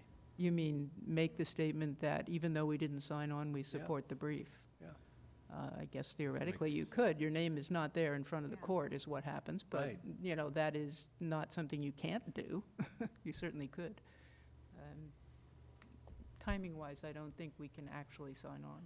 I think the motion is to be heard October 4th was the date? Yeah, but you have to file your briefs in advance, and Yeah, they have to be filed, so here we are. Yeah. We're getting down to the wire on it. Judge likes to read the paper. Yeah, David? I want to agree with what Jonathan said. If it's good enough for the chancellor's office and it's good enough for the University of California, I'm from Georgia. The reason why I came here to begin with is the UC system. It is the best public school system in the world, and the most progressive. I think that if it's good enough for them, it's good enough for us. I agree with you. I'll make a motion to sign on to the amicus brief. I'll second it. I guess I should have done that first. Sorry, guys. I was just operating on the theory that there was one. Marion, you had raised your hand a while ago. Did you still have a comment? Okay. I can't tell whether we have enough mixed feelings that we should do just a voice vote or another.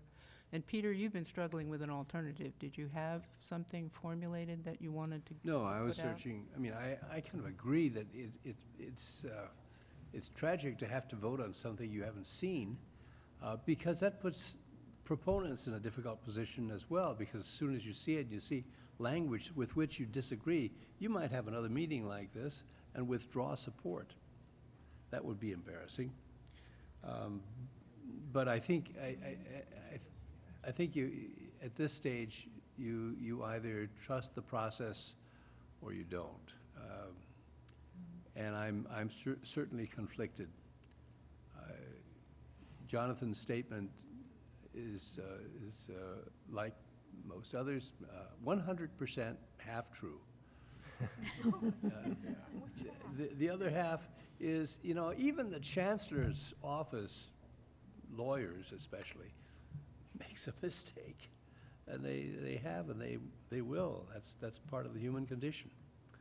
I guess the decision to be made here is whether we throw caution to the winds and say, in general, we want to be supportive of this, and we are concerned that by not doing it, we may be doing our our students some potential harm in the future. That's basically, it's essentially a matter of trust in the process. But you don't really know what it's all, I guess, you know, when I put Santa Barbara City College's name on something, it's kind of, I mean, there is no, the people that work here, the people that serve this community college, I mean, I'm gonna make a decision on behalf of them, because I'm one of the 7 for the district, but then I haven't really read it, it's not clear, it's just, Yeah. it's not fair to them. I mean, it's not even, I mean, there are public documents attached, but there isn't even enough information if someone wanted to Google to see what we're reviewing here, what we're talking about. And I don't think that we should, I mean, we're a nonpartisan board. I mean, we didn't run as politicians. And so I know that some of us are affiliated politically with other different things, and we, you know, push different things. I mean, gosh, literacy, I'm like, but I can't make Kim Monda change her pedagogy on reading because I believe, you know what I mean? I have very strong issues and beliefs on certain things, but it's hard to leave those there and know that at least in this context, it's a different role, and that's the difficult part of being a trustee and protecting your institution from undue influence and looking at what needs to be done. So for me, I don't know, I'm not comfortable with just like, okay, just do it. Obviously I know the implications for our students, but I feel like we're supporting them. And this, to me, is not something that I'm willing to put Santa Barbara City College's name, because I've been given authority to sit here, and to me, it's not fair. It's not enough. I think, Craig, you were next, then Mary Ann, then David. Okay. All right, well, I have a suggestion, and sort of want to supersede Jonathan's motion instead of second his. I'd like to move that we don't vote on this. I don't want, we don't have a lot of good information. I just say, we heard it, we're looking at it, and I move for a no vote. That would, I think, be a move to table it. Can we do that? Yeah. Yeah. Mhm. You made the motion.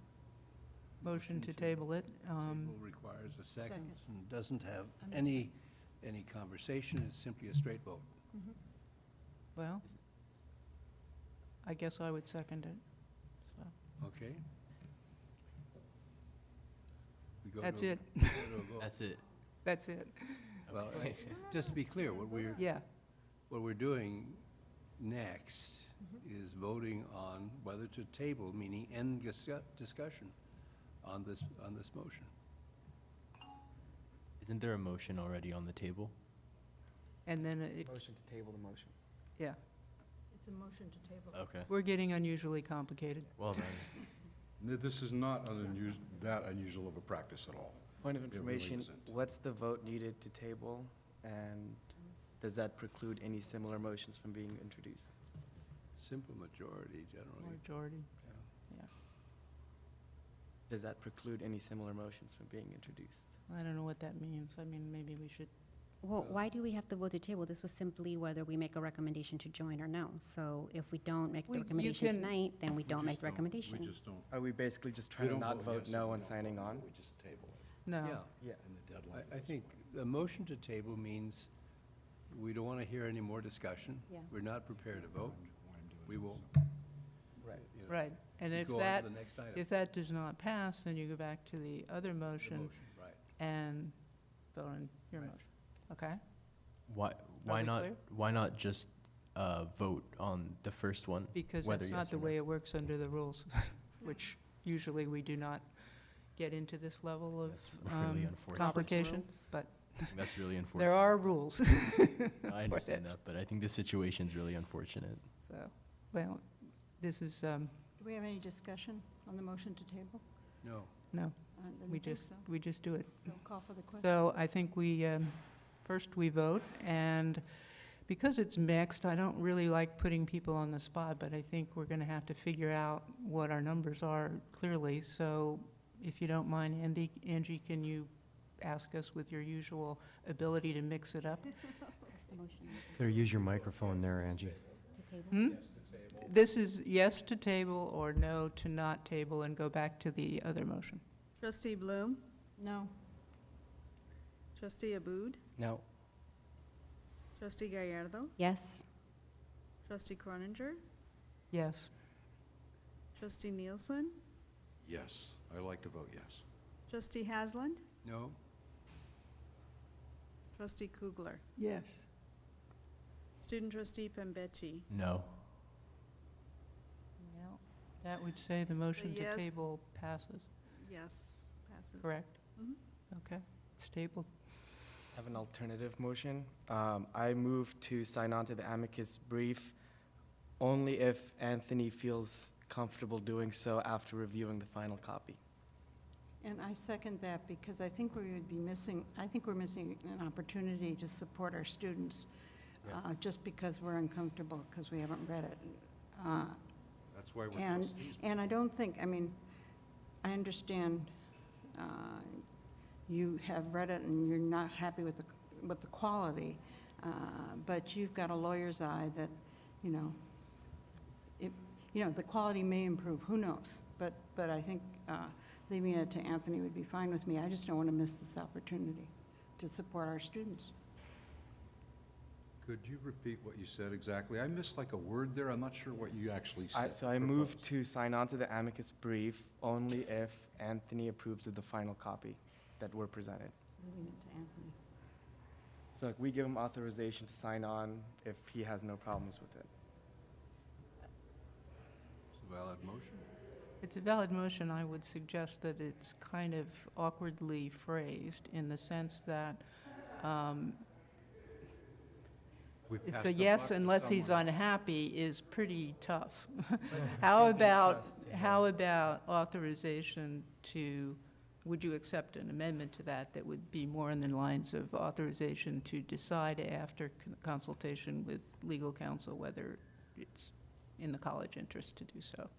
That's a broader yes, no. So We- motion We to are sign allowing on, him to but- decide is basically the motion. Okay, so authorizing Anthony to decide if it's all good, if it's in the interest of the college, if there's no legal problems and, yeah, Anthony, are and- you okay with, because my original motion was to sign on unless you didn't want to, but this other motion is giving it completely in your hands, which is a little different. Mhm. So my understanding is that you're directing me to join the amicus brief after I have a chance to review it with our legal counsel, and the legal counsel has no issues in terms of what's being proposed in the actual amicus brief itself.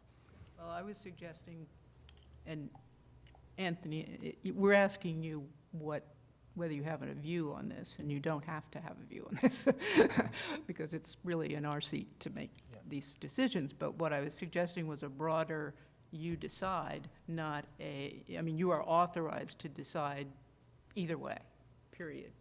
I don't What's know in if the that's best putting interest. our superintendent president in a really awkward position. Yeah, it does. And this is really something that was sent to the boards, and so it's And we are it at sits that. on our This is table. legitimate. And so I don't think that that's fair to pass the buck to the superintendent president to make that Okay, well, decision. we can vote on Well, Jonathan's That motion. was Marcia's motion. Mine was Yeah. a little different, where it said, yes, sign on, unless there's something glaringly bad that Anthony says, no, we're not gonna do it. It's Okay. different than what Marcia said. I mean, Right. I Why don't we, like both, but- we'll stick with yours. I Yeah. withdraw that suggestion. David, well, wait a minute, we have motion and second, so David, you may make comment. I think if I wasn't mistaken, the other meeting, we said that we trusted Anthony when I tried to propose a goal. I believe the goal I proposed was to build a stronger relationship with academic and student senate. And I think actually the point that Veronica brought up was that we trust our president to make the best decision in the best interest of the college. So I appreciate that motion because I wasn't really sure how we were going to move forward with that, but I think that that is the right decision to make. I do trust him, and because I trust him, if he chose to say no, I wouldn't want external political entities to have a view of Santa Barbara City College that was other than what we've already stated in that resolution. And I feel like this is a responsibility that sits on the board, and boards are supposed to tackle these issues head-on, and when they come to the board, you make a decision, and we don't pass the buck to the superintendent president. Okay, let's go to Craig first, and then, I thought we just voted to table the matter. And now we're like coming at it again from a slightly different direction. We voted to table it. It's tabled. We tabled that motion, Yeah. in fairness. We didn't table the whole subject. Yeah, it's a new motion. It's pretty close, but it is a new motion. Okay. But I get your point, Craig. I would suggest we vote on Jonathan's motion. I think we have comments from folks about that. Is it new and different? Because we're taking a Yes. long time on this. Yes, it is. This is a kind of a weird request, but since this is Santa Barbara City College and the rooms that we have are comprised mostly of students, there were attempts to make public comment. I would be very interested to see what our students, I think Andres, No, I'm not going to go had there. a- We've spent a long time on this. I think that it is our decision. I think it would be important to see what the students think who will be affected in the institution's name.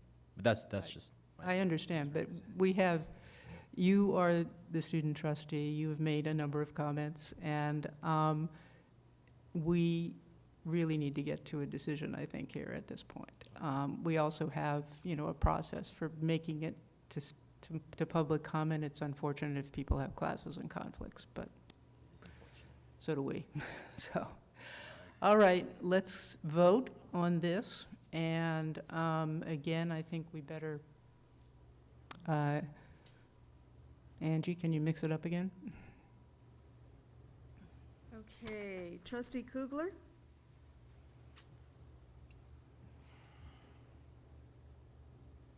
I feel like the mother with the baby and Solomon. I can make strong cases either way, and I think we are putting our president in an awkward position if we do it, but we're putting the college in an awkward position if we don't. So I vote yes. Trustee Haslam? Yes. Trustee Abud? Yes.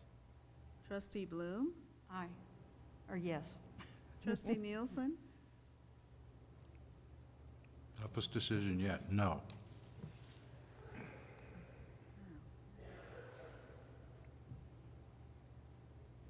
I'm missing somebody. Myanmar. Veronica? Veronica? No. Trustee Gallardo? No. Trustee Croninger? No. Student Bambetti? Yes. So that It's the was, yeses. pardon? Yes. That was a yes, yeah. It's good. Ta-da. We're done. We get No, to, it's not at all. You didn't create something from nothing now. we get to adjourn to closed session.